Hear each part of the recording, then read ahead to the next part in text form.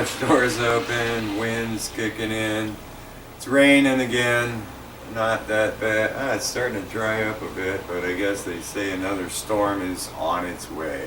So, first, I'd like to thank everybody for all the comments that were left, helping me identify this stainless steel looking magnetic mystery metal.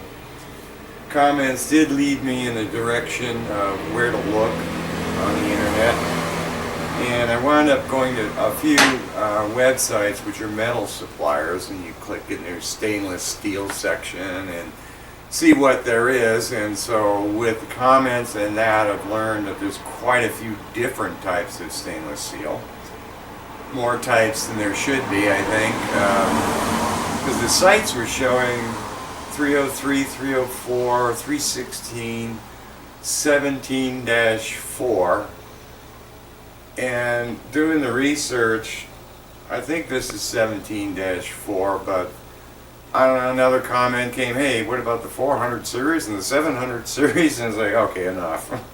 I've had enough of stainless research here. But in any case, it is stainless, and did learn that there is not magnetic and magnetic stainless, depending upon how they arrange the atoms and all kinds of fun stuff like that. So, and it's amazing how fast a week goes by, because it seems like just yesterday I released a video, and now it's time to do another one. So, yeah, time went because I spent the week here rebuilding my dad's tool chest. When he passed away, there was only one tool chest that he made that kind of survived the test of time, and I figured I'd better rebuild it here, clean it up, sand it, spray paint it before the rest of it goes. But it's in pretty good shape too, and it's now underneath the new bench. But just as time flies by, you sit here and you start thinking,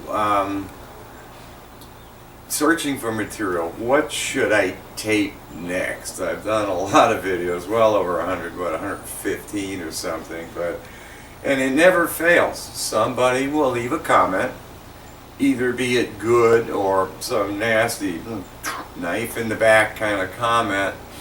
But I love them, all of them, because, for example, there's one guy that was nailing me that, hey, you're not using the center drill correctly, you're supposed to go all the way in. Well, that fired off research, and thus came the video, spotting drills versus center drills, and what they're really supposed to be used for.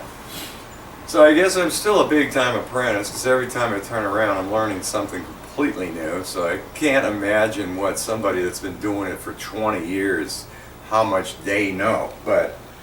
And on some of these comments too, it fires me up, and I tape, I get on my pedestal and I tape it, and then you just sit and you go, I probably shouldn't release this. But so for this week's weekend entertainment, I figured I'd just dump all the little tapings, all miscellaneous stuff that I've been sitting on in a folder. And the first one would be, somebody had said, because I said I was using motor oil on the ways and so on, they said it doesn't protect your ways.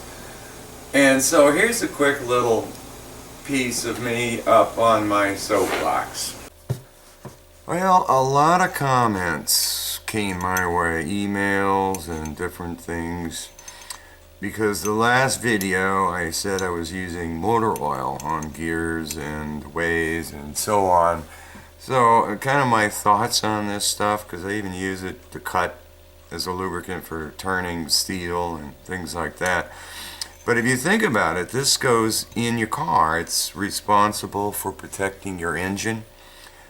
And it's very happy going to temperatures, your radiator is going well above boiling. So it's happy to operate at temperatures 250 degrees plus and take a beating while doing it. It's also the pressures and stuff, if you think about it, this is protecting the bearings in your crankshaft. which is undergoing a lot of torque and forces, and it's just happy to do it for hours. And same way, it's responsible for protecting your piston rings, your cylinder walls, and doing a little research here. When your spark plug goes off and it's in the compression cycle, the cylinder can go to 2,500, 3,000 psi, depending upon your ratios or whatever. And this stuff just keeps cranking along, very happy. So I think it's definitely going to protect plastic gears and your ways and so on. But in any case, there, and a machinist friend recommended something that he's using, and I did some quick research, and I'm pretty sure what he's using, or what it is a hydraulic fluid, a hydraulic oil. So I was thinking, you know, I bought some oil from different oils from Harbor Freight some time ago to do maintenance on the air compressor, and that's kind of the same thing. It's a piston, a crankshaft, and stuff. So I had pulled out just to see what the stuff was, and this was, you know, the viscosity to me is, it's motor oil, I'm sure, in here, because it's going in the same thing. You know, it's a piston, it's going to protect cylinder walls and so on. But the other stuff that I had bought was for the tools, and I think this is hydraulic fluid. It's a lot thinner viscosity, so I figured, let me turn around so you can kind of see it. I think it was under $10 for the bottle, but I wiped down the ways and I applied this with an acid brush, and the friction is significantly less. So I'm going to try this for a while. I mean, things are moving a lot smoother. I'll try it for a while and see what happens. But if you guys want to try this stuff, Harbor Freight, there it is. Now this next one, I've seen a lot of videos. Stuart Arts, can't remember half of them, but a lot of people, you see them on the lathe, and they're using the Harbor Freight carbide brazed on type tools, and I had bought them, and with the new lathe I showed another whole set of probably more expensive ones. So I cannot turn with them. So what you're going to see here is me just kind of screwing around, reinvestigating these things, wondering why I can't turn on them and why everybody else is using them. Yeah, they're kind of nicer with the big monitor here over on the electronics bench, but I'm always watched people. I just watched, for other reasons, T2H is instructional, and he's turning with these type of cutters, carbide. And on top of that, he said the set he's using is the Harbor Freight. And I just cannot get any decent cut out of these things to save my life. So I decided these were the ones that came with the new mini lathe. And so I'm just, what do they look like under the 10X? I could probably put the other, no, not with this, you can't put in the other lenses, but some of this I'm just like, whoa, where's the, oh, that's not it. What edge am I on? One of these, there was like a big chunk missing. It's not that way, so, but look at this tip. This is one that he was using. And it's pathetic, but I took a new one that he never used, and let's see if I can scrape the paint off of the edge, get it in focus here. Look at this mess. There is no way you can turn with that. I don't think you can see how the tip isn't even square. It's not honed, it's just, I can't get it quite in the picture, but maybe you can see it. This part, I mean, it's kind of flat here, but then it's rounded here. So there's no way with this guy you can get a decent cut. So I'd have to scrape all the paint off and then do a lot of work here to hone this to get a nice sharp edge. through my own learnings by making the high-speed steel cutters that I showed. You're going to get a terrible one. So I have no idea. T2H instructionals. Did you mess with the Harbor Freight cutters? Because you were turning a nice piece of steel, getting it look like gorgeous finishes on it in 5,000, 10,000 deep cuts. Great. I'm just curious. Alright, this next piece, I was just kind of screwing around trying to finish up the new A to Z tool holders because I needed to get that brass knob. So I'm just kind of taping here on the bench what's going on. 5 o'clock in the morning, out in the shop thinking I should share a learning curve. Now everybody knows from the last video I made 3 of these guys, so now I've got to get... I did show the cap heads that I said I was going to put in there, but I'm realizing they're too close to this guy. So they won't work. I've got no choice but just to use the regular Allen set screws in the new ones. And I'd like them all to match, and I go into my nut drawer, nut and screw and all that junk, and I've got stainless steel nuts that I bought a long time ago. They're a little bit smaller, which actually I'm not sure if that's a stainless because it doesn't look like that at all. They're a little bit smaller, but I like them better. It looks nice, so I can swap them all out, so that's not a problem. But the problem is this guy. It's called a thumb nut, and I can't find them anyplace. Well, I can find them, but not in 1032. 832, 632, all of it, everything but that. So I was thinking, well, let me try, see if I can make one. So I reviewed before the $3 or $4 wait a month to get straight knurling tools so I can have them off of eBay. And so I get to use them for real for the first time. This was a 58 pitch, 1mm pitch, they said in the ad. Didn't have anything yet to hold them in, so I just sucked one wheel in here and was able to get kind of a nice knurl. I'm not sure if you can really see. It's acceptable. It's not as sharp and as clean as that, but it looks good and it feels good. So I could do the knurling, but now how do I do this groove?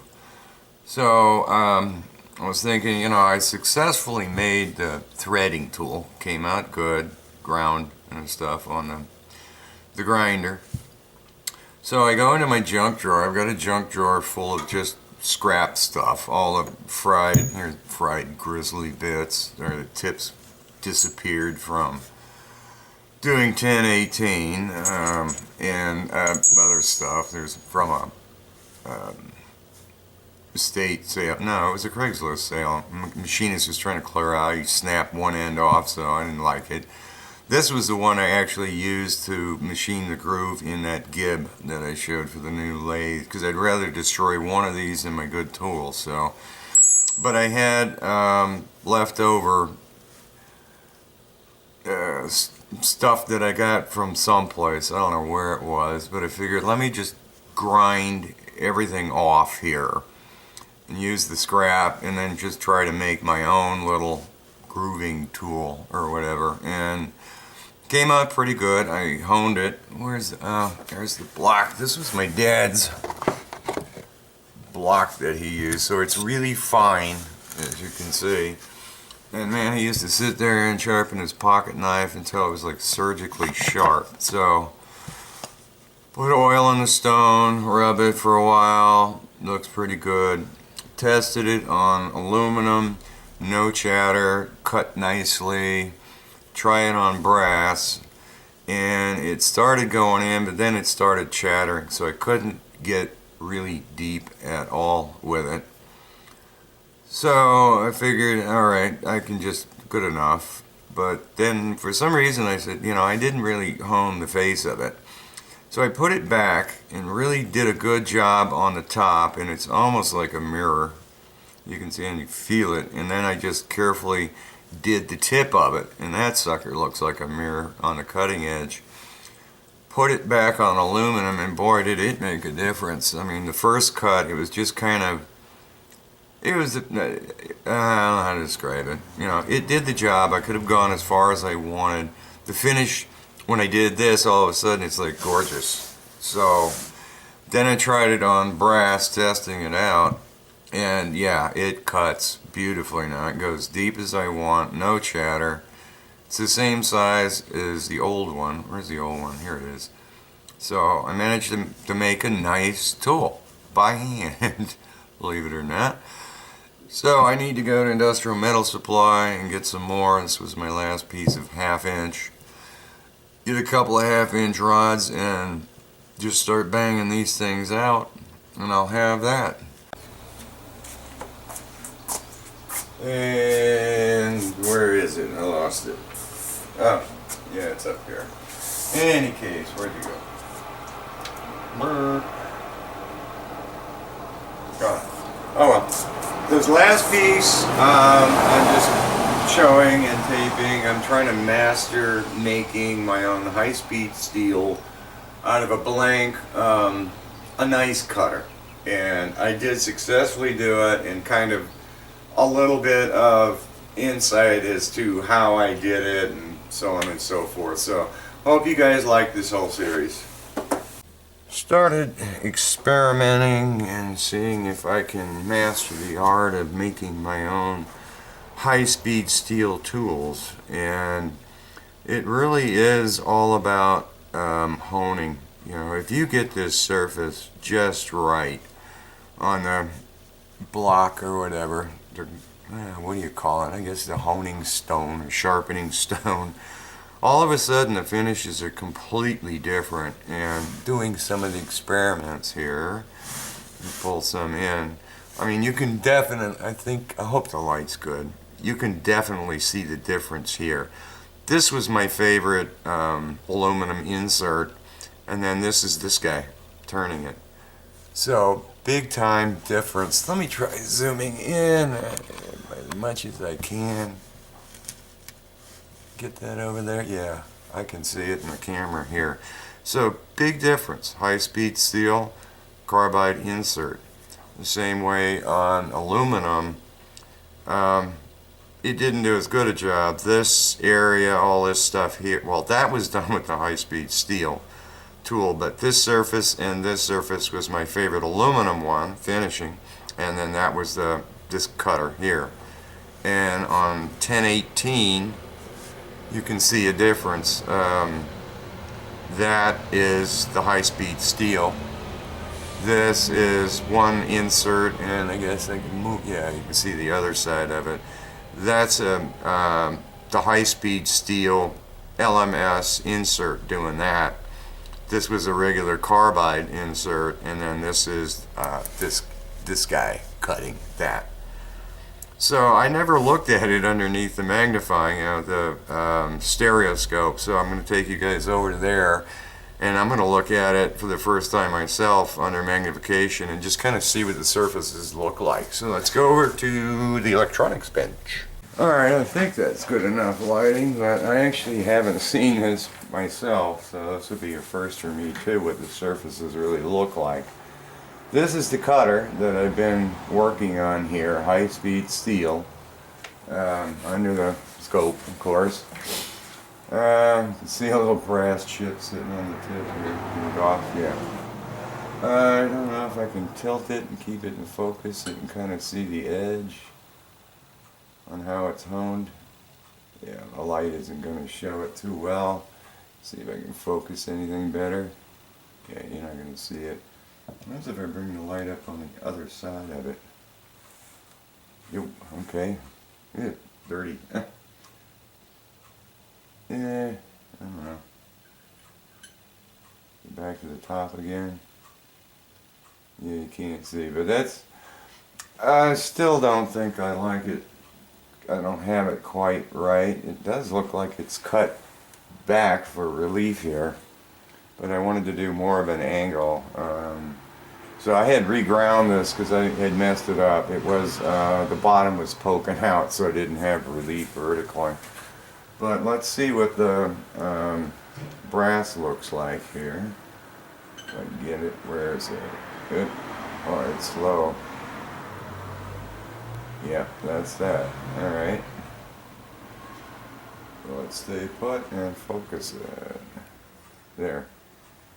That's a piece of brass, and that's what the finish looks like using the best insert that I've got, a carbide insert. That's my favorite one that I use for aluminum.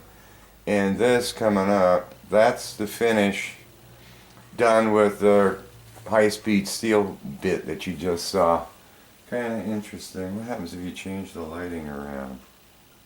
Oh boy, it gets real glary right on it. But so you can see there's definitely a difference here using high-speed steel. Now I did this on 1018. Is this the one?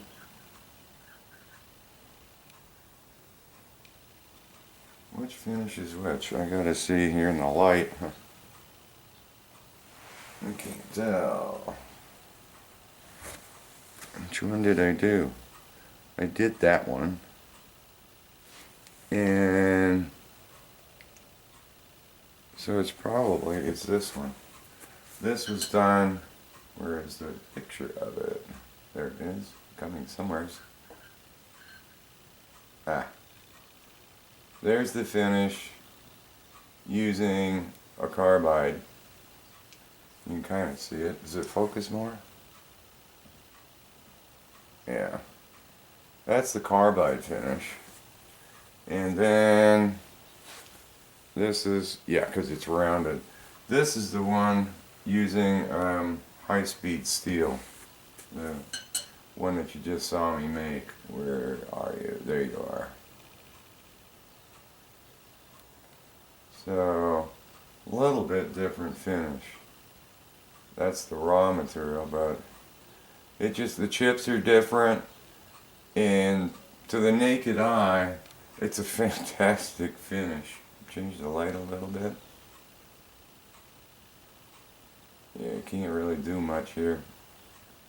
Why is it? Oh, because the auto exposure is doing stuff here. What happens if I shrink this? That didn't work. If I bring it up here, boom. That changes it a bit. So, and try to focus on something in there. Yeah. That, and then I go back to the other finish. Yeah, there's the other finish. So it's definitely better. It's better. It's the only thing to use is high-speed steel on brass, in my opinion. I think ClickSpring says the same thing, but I also prefer it on any kind of steels. So I just want to kind of share that.